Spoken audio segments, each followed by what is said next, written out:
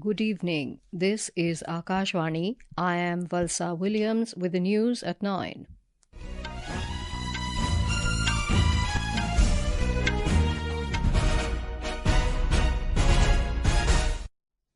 The headlines. India and Germany sign MoUs and agreements in various fields to boost bilateral relationship. Prime Minister Narendra Modi urges resolution in Ukraine and West Asia conflicts, says India is committed to global peace.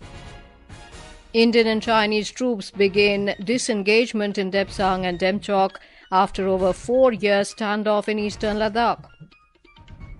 Nominations for first phase assembly elections in Jharkhand end. Relief and rescue operations on war footing in Odisha and West Bengal. Severe Cyclone Dana turns into deep depression. And in cricket, New Zealand take commanding lead of 301 runs against India on second day of Pune Test.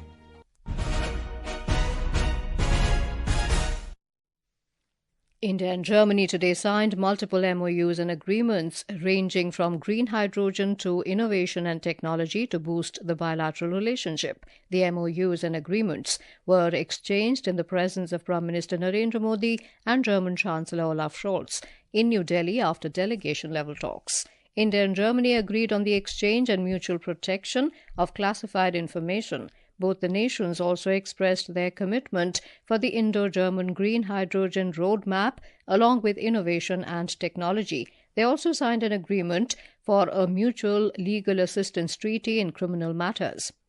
India and Germany also signed an MoU on cooperation in the field of skill development and vocational education and training. Besides, the two sides also exchanged 3 joint declarations of intent in the fields of employment and labour, research and development on advanced materials, and green urban mobility partnership. In the joint press statement, Prime Minister Narendra Modi reiterated India's commitment to restoration of peace in the wake of ongoing conflicts in Ukraine and West Asia. He said these conflicts are matters of concern for India and Germany, and India's view has always been that problems cannot be solved through war. Ukraine और पश्चिम Asia में चल रहे संघर्ष हम दोनों के लिए चिंता के विषय है। भारत का हमेशा मत रहा है कि युद्ध से समस्याओं का समाधान नहीं हो सकता और शांति की बहाली के लिए भारत हर संभव योगदान देने के लिए तैयार है। Highlighting the importance of bilateral cooperation between India and Germany, the Prime Minister said the Innovation and Technology Roadmap has been launched today. आज हमारे innovation and technology road map launch किया गया है। Critical and emerging technologies, skill development और innovation में whole of government approach पर भी सहमति बनी है। इससे आर्टिफिशियल इंटेलिजेंस, सेमीकंडक्टर और क्लीन एनर्जी जैसे क्षेत्रों में सहयोग को बल मिलेगा। In his statement, German Chancellor Olaf Scholz highlighted the strategic partnership between Germany and India. He said both the nations are growing together with innovation, mobility and sustainability. Yes, we must avoid one-sided dependencies, particularly in areas of strategic important critical raw materials and certain technologies, for instance. But for us, de-risking doesn't mean less trade or less openness. For us, de-risking means diversification. And this diversification is happening. Look at how German-Indian business relations have developed in recent years. Relations that benefit both sides. Briefing the media in New Delhi this afternoon on the German Chancellor's visit, Foreign Secretary Vikram Misri said the two leaders expressed satisfaction at the considerable progress that has been made in diverse sectors. Foreign Secretary informed that bilateral trade stood at $33 billion in 2023 and cumulative German investments in India amount to nearly $15 billion. Indian and Chinese troops have commenced the disengagement process in the Depsang and Demchok regions of eastern Ladakh After 4.5 years of military standoff along the line of actual control (LAC), the disengagement process began on the 22nd of October, with both armies removing temporary tents and dismantling structures in the Depsang and Demchok areas. According to army sources, border patrolling will resume by the end of this month, marking a significant step towards restoring normalcy in the region. Recently, India and China reached an agreement on the patrolling arrangements along the LAC in eastern Ladakh. Lieutenant General M.V. Suchendra Kumar, General Officer Commanding-in-Chief of Northern Command, said diplomatic and military discussions have facilitated a broad consensus to restore the situation on the ground. According to the plan, by the end of the month, the armies of both countries will start patrolling as they did before April 2020. To avoid future conflicts, the two armies have agreed to communicate in advance when conducting patrols in sensitive zones. The filing of nominations ended today for the first phase of assembly elections in Jharkhand. 43 constituencies will go to polls in this phase on the 13th of November. Former Chief Minister Champai Soren filed nomination from Saraikela, while AJSU Party Chief Sudesh Kumar Mahato filed nomination from Sili. Former Minister Radhakrishna Kishore filed his nomination from the Chhatarpur Assembly seat. Yogendra Prasad Mahato filed a nomination form for Gomia as a JMM candidate. Scrutiny of nominations will be done on the 28th of October, while candidates can withdraw their nominations until the 30th of October.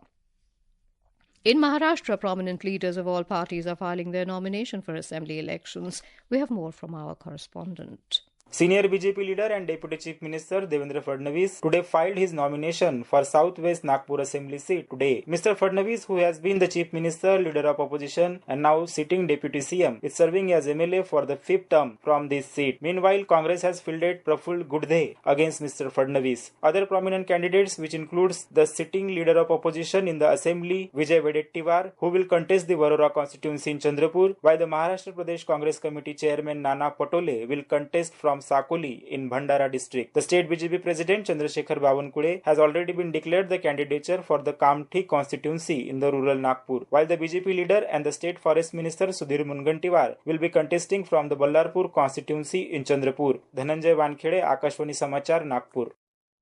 The centre today launched the Pandemic Fund project on animal health security strengthening in India for pandemic preparedness and response, along with the 21st livestock census operation. During the launch, Fisheries, Animal Husbandry and Dairy Minister Rajiv Ranjan Singh said the government is committed to eradicating foot and mouth disease and brucellosis from the country by 2030. Mr. Singh added that the funds received from the G20 Pandemic Fund project will aid in the development and improvement of animal hospitals. $25 million का pandemic fund G20 के माध्यम से मिला है. हम FMD मुक्त करने के लिए, ब्रुसेलोसिस मुक्त करने के लिए वैक्सीनेशन जो चला रहे हैं. हमारा लक्ष्य है कि 2025 तक हम इस दोनों रोग पर नियंत्रण कर लें और 2030 तक देश को रोग मुक्त पशुधन का बनाएं.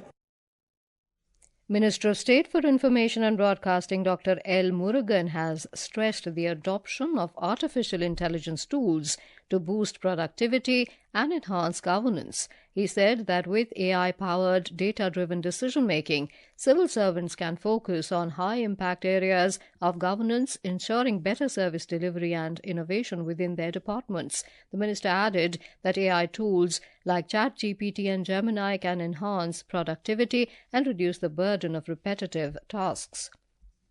Science and Technology Minister Dr. Jitendra Singh today said that the recently approved Bio E3 policy will be a game changer in the field of biotechnology and will lead the national bioeconomy to $300 billion by 2030. Presiding over the Memorandum of Understanding signing ceremony between the Department of Biotechnology DBT and the Indian Space Research Organization in New Delhi, the minister said India is the first country in the world to have a bioeconomy policy. This is Akashvani giving you the news. For quick news updates round the clock, follow us on our X handle at AIR News Alerts. And for details of stories and more, log on to our website www.newsonair.gov.in and download news on AIR app. Welcome back to the news at 9. In Odisha, relief and restoration work is ongoing at war footing to bring back normalcy in the Cyclone Dana battered coastal districts of Kendrapada, Bhadrak, Balisar and Jagatsinghpur. Personnel from NDRF, ODRAF, fire services, energy and other departments are working round the clock to restore road connectivity and power supply by tonight. Chief Minister Mohan Maji has been reviewing the post-cyclone situation in Bhubaneswar since this morning and has asked the collectors of affected districts to assess the damages caused by Dana and submit their reports by today. Mr. Maji said the state has achieved its zero casualty mission as there have been no reports of any loss of human life due to the severe cyclonic storm. More from our Bhubaneswar correspondent. Power infrastructure has sustained extensive damage in Bhadrak, Baleswar, Mayurbhanj, Jajpur, Kendrapada and Jagatsinghpur districts of Odisha. Power restoration efforts are in progress for nearly 1 million consumers with 90% restoration expected by tonight. Roads have been cleared at several places within 4 hours of completion of the landfall process this morning. No disruptions in the telecommunications sector have been reported. The state government has already asked the district collectors to take steps for the cleaning of the water bodies in low-lying villages immediately. Some villages in the cyclone-affected areas are marooned with rainwater. The Simlipal Tiger Reserve in Mayurbhanj district has been closed till Sunday for the tourists as rain is continuing in the area. Prakash Das, Akashvani News, Bhubaneswar. Meanwhile, Dana, which made landfall last midnight for about 9 hours between Bhitarkanika National Park and Dhamra on the Odisha coast, has weakened into a deep depression and is crossing North Odisha at a speed of 7 kilometers per hour. The India Meteorological Department has predicted heavy to very heavy rain in Midnapur, Jharkhand and South 24 Parganas districts in West Bengal. An orange alert has been issued in Kolkata, North 24 Parganas, Howrah, Hooghly, Bankura and Purulia districts. The centre has asked state governments to enhance their preparedness in view of air pollution. Dr. Atul Goyal, Director General of Health Services, has written a letter to the health departments of states and union territories regarding air pollution preparedness. He said that air pollution is a significant contributor to acute health conditions and exacerbates the progression of chronic diseases affecting the respiratory, cardiovascular and cerebrovascular systems. The air quality in Delhi NCR continues to remain in the poor category. According to the Central Pollution Control Board, Delhi's air quality index was recorded at 270 at 4 p.m. The India Meteorological Department has forecast that the air quality is likely to be in the very poor category tomorrow and the day after tomorrow. Chief Justice of India, Dr. Justice D.Y. Chandrachud, has said that various measures have been adopted to make courts accessible for persons with disabilities. In an exclusive interview with Akashvani News, he highlighted the initiative wherein, for the first time, the Supreme Court introduced sign language interpreters for lawyers with speech and hearing impairment. Chief Justice of India, Dr. D.Y. Chandrachud, also shared his treasured days as a program presenter at Akashvani. But going to my own personal association with All India Radio, my mother was a classical musician who had trained under Gana Saraswati Kishori Amunkarji. So I have visited these studios in Mumbai with my mother as a young 3rd standard, 4th standard child for her recordings. When I came to Delhi in 1972 and joined college later on in 1975, I was told that, I could audition for Akashvani. And I started doing programs both in Hindi as well as in English. The Chief Justice also shared insights on various subjects. The interview commemorating the Supreme Court's 75th anniversary will be broadcast tonight at 9:30 p.m. In cricket, New Zealand have scored 198 for 5 in their second innings at stumps on day 2 of the second test against India at Pune. The visitors now have a lead of 301 runs. Earlier today, Mitchell Santner's 7-wicket haul sent the hosts back to the pavilion one after another without much change on the scoreboard. They were all out for 156 in their first innings, giving a 103-run lead to New Zealand. And now, before we end the bulletin, the headlines once again. India and Germany sign MoUs and agreements in various fields to boost bilateral relationship. Prime Minister Narendra Modi urges resolution in Ukraine and West Asia conflicts, says India is committed to global peace. Indian and Chinese troops begin disengagement in Depsang and Demchok after over 4 years standoff in eastern Ladakh. Nominations for first phase assembly elections in Jharkhand end. Relief and rescue operations on war footing in Odisha and West Bengal. Severe Cyclone Dana turns into deep depression. And in cricket, New Zealand take commanding lead of 301 runs against India on second day of Pune Test. That is all in the news at night. Good night.